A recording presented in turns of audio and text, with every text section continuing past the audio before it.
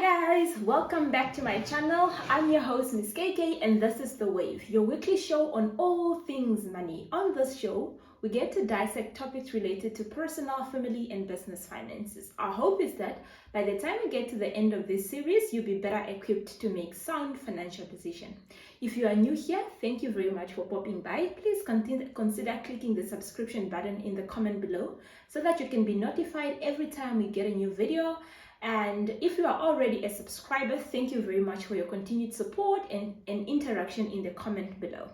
Today, we are speaking about highly effective habits of people that are financially disciplined on payday. We are highlighting some of the things you shouldn't be doing on your payday. So payday, when we say payday, we simply means the day your salary comes in, especially if you are a salaried employee.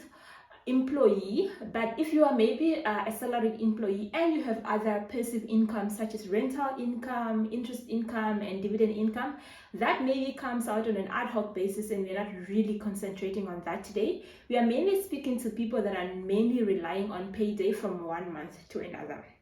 So for if you live in Namibia or any other maybe African countries, normally in Namibia people get paid on the 20th, on the 25th or the 30th. So depending where you're falling in, if you are a 20th salaried employee, your salary might for this month would have already come in. If you are a 25th salaried employee, your salary is likely to come in today, tomorrow, or maybe Monday, because 25th is falling on a Monday and most of the companies close on Friday early. So to release the payment, to ensure that everyone has money in their account on Monday, they are likely to release the money today or even tomorrow. And if you bank with a bank that your company is using, you're likely to get paid 2 or 3 days ahead of time. And for some people, if that happens, it can really have a huge impact on how they survive the following month. So we are going to be tackling that as well. So what shouldn't you be doing when you get paid? Number one, before you start, I want you to understand that generally a human brain was never really wired to deal with money. So when we get money, for a lot of us either get excited or get overwhelmed, or we just go on a spending spree. So the one thing I see highly financially disciplined people do is not to spend money on payday, at least not to spend new money on payday. So I'm saying this because as a lot of people, when they get paid, they want to treat themselves. They want to go that day, they don't cook at home, they want to go buy takeaway, and not just any takeaway, their favorite takeaway. So what that does is your mind automatically discount the value of your money. What do I mean by that? So let's say you get paid 25,500 and you decide you're going to treat yourself. You're going to treat yourself on this meal, and you're also going to take a friend out. So let's just say for argument's sake, that meal with your friend costs about 600. So now you no longer have 25,500 in your account. You all of a sudden have 24,900. So what your mind tends to do is it tends to discount to the nearest thousand. So instead of it seeing that you have 24,500, it says I only have 24. What does it then do? It irresponsibly spends the other 900 because you've already discounted your salary from 25,000 to 24,000 only. So if you look at your bank statement, you really cannot account for the difference between the 24,000 and the 24,900. So what I'm trying to say is, take your time. Yes, you deserve to go eat out, but you don't really have to eat out the day on your payday. It builds financial muscles, it builds discipline. If you want to treat yourself on payday, what you could do is you can spend the excess money that is coming in from previous month.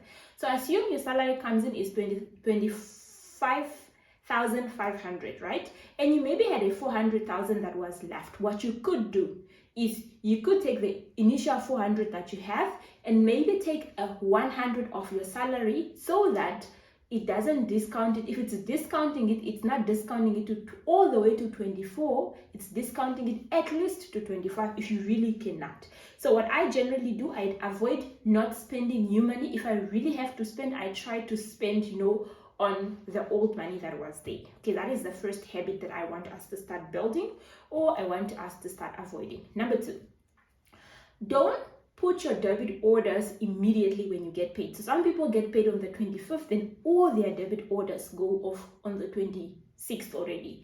That on its own also just feels like, oh, there's so many flies here, feels like an attack to your salary. Literally, one moment you had, one night you're waking up with your account at 25,500, the next morning you're already at 12,000, and you wonder, how did I even end up from 25,500 to 12,000? Maybe your car went off, your home went off, your insurance went off, your I don't know, your savings went off too quickly. It makes you feel poor too quickly. So what I generally do, number one, I allow for at least 2 days between my payday and when my debit order starts going off. Because what if then your salary is also in late? Then you are avoiding the risk of bounce debit order.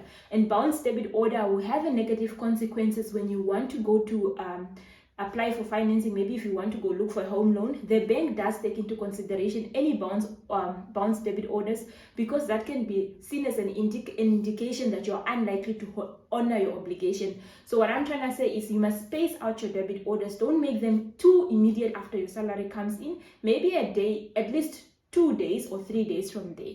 And what I personally also do, instead of it feeling like an attack, I don't put all my debit orders in one day. I literally put maybe home loan and insurance comes off on those dates, my policies come off on that date, and my other things comes off. My last debit order even goes off on the 2nd of each month. That is at least a week after my salary. So that also helped me to ensure that even a week later, I still have money in my account. I didn't just go to work for this, 25 days of the month, and immediately a day later I'm still feeling like I haven't received any money. So that is our second habit that we should avoid putting your debit order too close to your payday. Number 3, avoid giving soft loans to try and help others reach their payday. Listen, I know we're going to talk about soft loan in a separate video and how to handle soft loan, but no one gave you a loan to make it to your payday. So why do you feel the need to give others a loan to make it to your payday? Number one, you make those people a priority. Before you even start spending, you're already budgeting, I need to give Easter this, or I need to give Alina this. No, man, Alina and Easter must just learn to get to their payday by themselves with the money that they were paid, and they just need to learn to budget. By you always giving them money, you're promoting actually carelessness. They know if they don't make it, Klesina gets paid before them, then they can at least borrow 200 from Klesina for taxi money for the week. Then they are able to make it to month end. What you're unfortunately promoting is carelessness, and you're promoting dependency syndrome. So you need to cut off this dependency syndrome so that you can also allow your friends to get better with their finances, and also so that you can prioritize your finances better. So you end up compromising your own goals to try and accommodate these people, and you end up incurring, transfer cost of this money. Most of this money, because it's so urgent, they want it with, e-wallet or easy wallet or blue wallet or whatever the case may be, or net bank send money, whatever the case may be. But when they return it, they don't even refund you for the bank charges that you've incurred on the loan.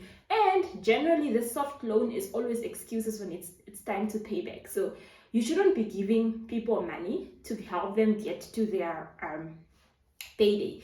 And if you are one of those people that really always also is asking for people money to make it to their payday, to make it to your payday, please get your finances in order. It's a bad habit.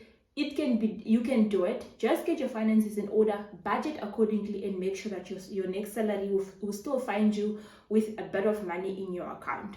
So and lastly is don't wait to get paid before you do budget. Again, our brain was never wired to deal with money, and if you have money, your mind is all over the place. It's thinking about the clearance sale at the shop. It's thinking about all the food that smells nice at KFC. It's also thinking about, that new phone that you wanted to buy. The last thing it's thinking about is financial goals and, savings, etc.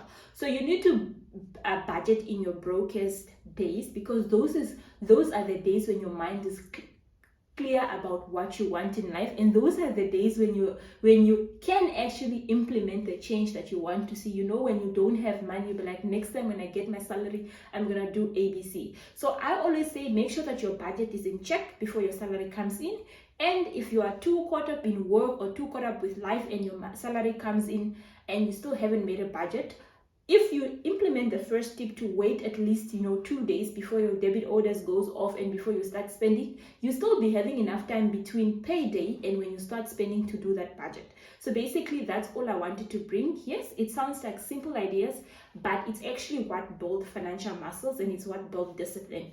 And without discipline, you won't get anywhere. You will keep saying, I'm gonna do this budget, I'm gonna do this thing, and come month end, you are back at square one. So, and remember, we said in 2021, just like we've sort of wasted first 6 months of the year, we're trying to catch up and we're trying to become better with our money. That's all I had from Budget B.